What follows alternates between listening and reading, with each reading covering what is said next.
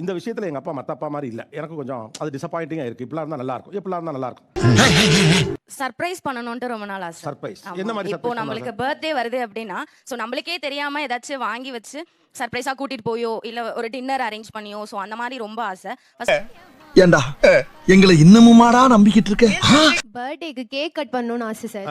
First birthday அப்போ ஒரே ஒரு போட்டோ மட்டும் இருக்கு சார் ஆல்பம்ல. அதுவும் எங்க தாத்தா தூக்கி வச்சுட்டு இருந்த போட்டோ சார். அதுக்கப்புறம் கேக் கட் பண்ணதா கிடையவே கிடையாது சார். புது ட்ரெஸ்ஸும் என் பர்த்டேக்கு எடுத்தது கிடையாது சார்.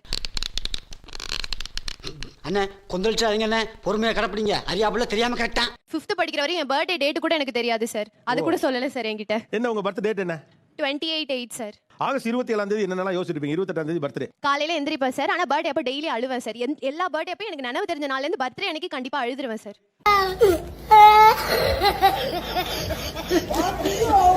கேர்ள்ஸ் மாதிரி வந்தா இப்போ பர்த்டே தான். பர்த்டேக்கு இது வரைக்கும் அப்பா 12 o'clock கேக் கட் பண்ணுவாங்க வீட்டில்.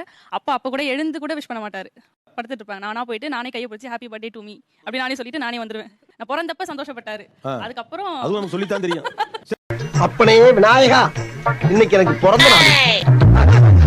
என்ன கோயில காணா? எப்பா எனக்கு இன்னைக்கு பிறந்த நாள்ப்பா, நான் போய் கொண்டாடணும்ப்பா. இன்னைக்கு பிறந்த நாள் வேறயா? வாங்க கொண்டாடிடுவோம். ஐயோ நீ எப்படி கொண்டாடுறீங்க? விநாயகா வேலையை காட்டிட்டப்பா. சரிப்பா, கேக் வெட்டி நீங்க கொண்டாட வேண்டாம். ஆனா வீட்ல கேக் வெட்டில வந்து நின்னா என்ன? அதுல எனக்கு சுத்தமா இன்ட்ரெஸ்ட் இல்ல சார். கேக்கலையா? Got the man with the plan right here.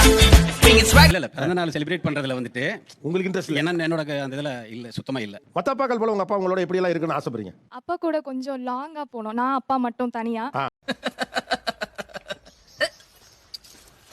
எதுக்கு இதெல்லாம்? முதல்ல என் முன்னாடி வந்து இப்படி கேக்குறதே தப்பு. அப்பாவுக்கு பிடிச்ச அந்த பழைய பாட்டெல்லாம் கேட்டுட்டு எங்களுக்கு பிடிச்ச சாட் ஏதாவது சாப்பிட்டுட்டு பீச் அந்த மாதிரி போயிட்டு நிறைய விஷயம் பேசணும். அதாவது அந்த காருக்குள்ள அப்பா நான் மட்டும் இருக்கணும். எங்க அப்பா உலகத்துல தோசையை திருப்பி போட்டு பாத்திருக்கேன், இப்ப இட்லியவே திருப்பி போடுறானே.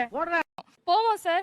ஆனா ஏசிலாம் போட்டு விண்டோல க்ளோஸ் பண்ணிட்டு அமைதியா போவோம் சார். போய் இறங்குற வரைக்கும் அமைதியா. கொஞ்சம் சிரிச்சா கூட என்ன சவுண்ட் கேக்குது அப்படி கேட்பாங்க சார். கிணக்கு தில் தோੜती टुटते तारे नी रेहानी होने एतबार सोनिए।